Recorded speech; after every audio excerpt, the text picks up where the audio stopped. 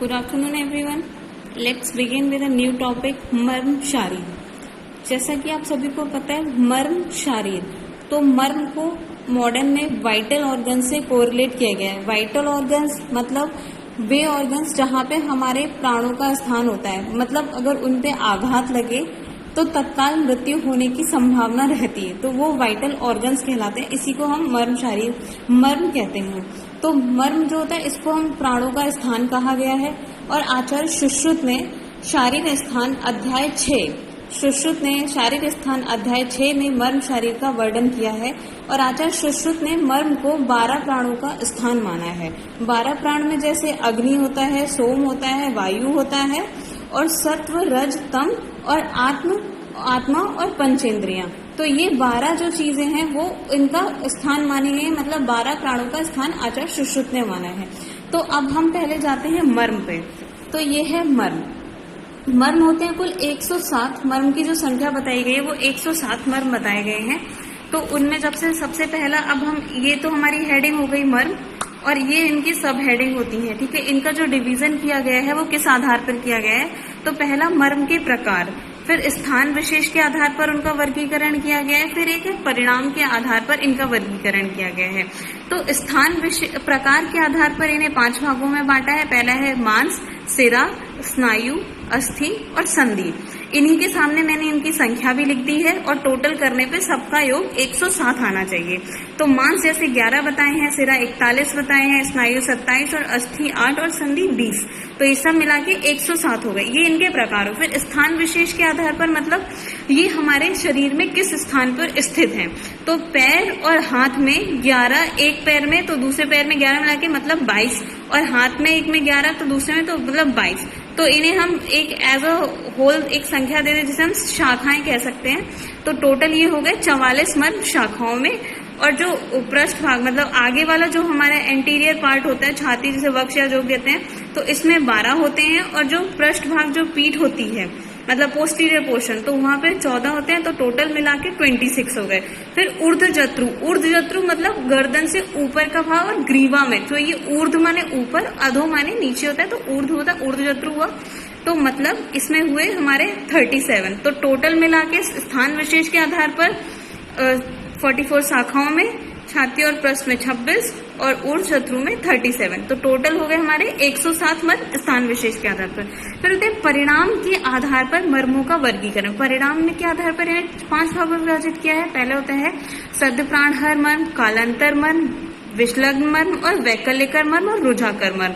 तो सद्य प्राणहर मर्म संख्या बताइए 11, कालांतर की 33, विषलग्न की 3 और इसकी वैकल्यकर की 44 और रुझाकर की 8। इनका योग 107 आएगा। इस प्रकार ये हमारा एक जनरल डिवीजन था मर्म का। ये हेडिंग हुई, ये उसकी सब हेडिंग हुई, उनकी संख्या हुई। तो जब भी आप अगर प्रेजेंटेशन दें मर्म पे कोई क्वेश्चन है तो ये फ्लो चार्ट बना के आप उसको लिखें। This will help you scoring in a good marks. तो अब हम पहले, अब जो मैंने ये परिणाम के आधार पर मर्म बताए थे 5 प्रकार, इनको मैं याद करने की एक आपको ट्रिक बताती हूँ। तो इसके लिए हम चलते हैं इसमें। जैसे यहाँ पे मैंने लिखा है परिणाम के अनुसार जो मर्म बताए 107 बताए थे। तो एस के वी स्क्वायर और रू, मतलब शाहरुख खान बार बार रुकता है, ठीक है। तो सद्य प्राणहर मर्म, कालांतर मर्म, बार बार 2 बार हुए तो विषलग्न और वैकल्यकर, और रुकता है तो उससे रुझाकर हो जाएगा, ठीक है। तो ये हमारी एक ट्रिक है परिणाम के अनुसार जो मर्म है, तो उसको हम याद करने के लिए। तो ये परिणाम के अनुसार, तो अब इसमें जैसे अब इसके बाद इनकी संख्या भी बता दी। सद्य की 11 होगी, कालांतर की 33 होगी, और इसकी विषलग्न की 3 हो गई, और वैकल्यकर की 44, और अब होता है रुझाकर में जो होते हैं 8 मर्म होते हैं। फिर इनका पंचभौतिक संगठन भी बता देते हैं। पंचभौतिक संगठन मतलब कि ये 5 भूतों का जो संयोग हुआ है वो उसमें किस किस से मिलकर बना है। तो पंचभौतिक संगठन में जैसे सद्य प्राणहर मर्म है वो आग्नेय है, मतलब इसमें अग्नि महाभूत की प्रधानता होती है। और जो कालांतर है वो सौम्य और आग्नेय, मतलब जल और अग्नि दोनों की प्रधानता होती है। और विषलग्न तो वायु होता है, तो इसमें वायु की प्रधानता होती है। और वैकल्यकर ये जो सौम्य होता है जल की प्रधानता, और रुझाकर में अग्नि और वायु, ठीक है। अब इसको याद कर, जैसे विषलग्न है, अब मैं इनके बारे में बताती हूँ। सद्य प्राणहर मर्म, सद्य प्राणहर क्या होता है कि जिस पर आघात लगने से तत्काल मृत्यु हो जाती है, तो उसको हम सद्य प्राणहर मर्म कहते हैं। कालांतर मर्म जिसमें किसी समय के, मतलब कुछ समय निश्चित होता है, उसके निर्धारित समय बाद मृत्यु होती है, तो कालांतर मरण। विषलग्न मतलब जब शल्य प्रविष्ट हो गया है शरीर में और यदि उस शल्य को हम पड़े रहने दें तो कोई इफेक्ट नहीं डाले, लेकिन अगर उस शल्य को शरीर से बाहर निकाल दिया गया तो मनुष्य की मृत्यु हो जाएगी। और इसका कारण ये होता है जब शल्य शरीर में प्रवेश करता है तो वहां पे वात आके स्थित हो जाती है और जैसे ही उसको निकाला है तो वात निकलती है और शल्य निकल जाएगा जिससे मृत्यु हो जाती है। फिर होती है वैकल्यकर मर्म और ये होती है रुजाकर मर्म। वैकल्यकर मर्म क्या होता है? जो विकलता उत्पन्न करते हैं, मतलब कोई भी किसी भी प्रकार का विकार उत्पन्न कर देंगे जिस अंग पे ये रहते हैं। और रुजाकर, रुजा से मतलब जैसे आप जानते हैं वेदना करने वाले, मतलब जिनमें वेदना उत्पन्न होती है। फिर अब मान लो इन पे जैसे होती है आघात परिणाम, अगर मान लो इन्हीं मर्म पे किसी आघात लगा तो कितने दिनों बाद क्या मृत्यु, कितने दिनों बाद मृत्यु होगी, कितने दिन बाद क्या परिणाम आएंगे वो बताते हैं। जैसे सद प्राणहरण, मैंने इनकी शॉर्ट फॉर्म एब्रिविएशन में लिख दिया है। सद प्राणहरण पे जैसे होता है अगर मृत्यु, अगर इस पे आघात लगेगा तो कालांतर मृत्यु, मतलब ठीक है, और इसमें 7 दिन में मृत्यु हो जाएगी। और कालांतर वाले में होता है अगर आघात लगे तो विकलता आती है और 14 दिन में मृत्यु होती है। लेकिन इसमें एक कालांतर मर्म में एक मर्म होता है क्षिप्र मर्म, जिसे हम नाम से जानते हैं क्षिप्र मर्म। तो क्षिप्र मर्म पर अगर आघात लगता है तो उसमें तत्काल मृत्यु होने की संभावना होती है और हो ही जाती है। फिर होता है विषलग्न, तो इसमें विकलता आती है और ये प्राणहर है, इसमें कोई डे या मंथ या ऐसा कुछ डिसाइडेड नहीं है। वैकल्यकर वेदना करता है और इसमें भी प्राणहर, मतलब इसमें भी मृत्यु होती है। और रुजाकर जो होता है कम वेदना वाला होता है और इसमें अभी इसका कोई डे या डिसाइड कभी कुछ या प्राणहर है या नहीं ये डिसाइडेड नहीं है।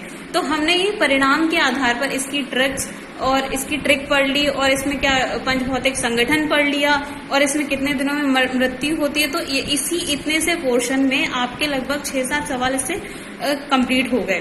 पहले हमने उधर जो पीछे हमने देखा था उसमें डिवीजन देखा था, सब हेडिंग और हेडिंग, और फिर उनकी संख्या देखी थी, फिर हमने ये परिणाम के अनुसार देखा था।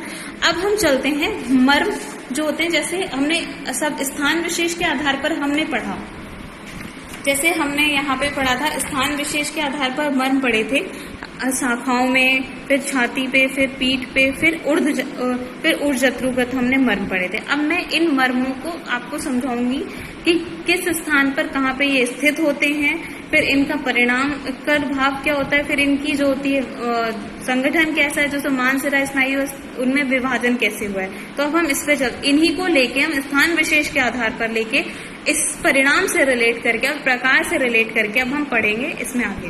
तो सबसे पहले हम चलते हैं हाथ और पैरों के मर्म की तरफ। ओके, जैसे आप यहाँ पे देख सकते हैं, अब हम चलेंगे ऊर्ध्वभाग और अधोभाग, मतलब जो ऊर्ध्वभाग और अधोभाग की जैसे शाखाएं होती है, ऊर्ध्वभाग में जैसे हस्त होते हैं हमारे दोनों हाथों के और अधोभाग में हमारे पैर होते हैं, ठीक है। तो हम उस पे चलेंगे। तो अब हम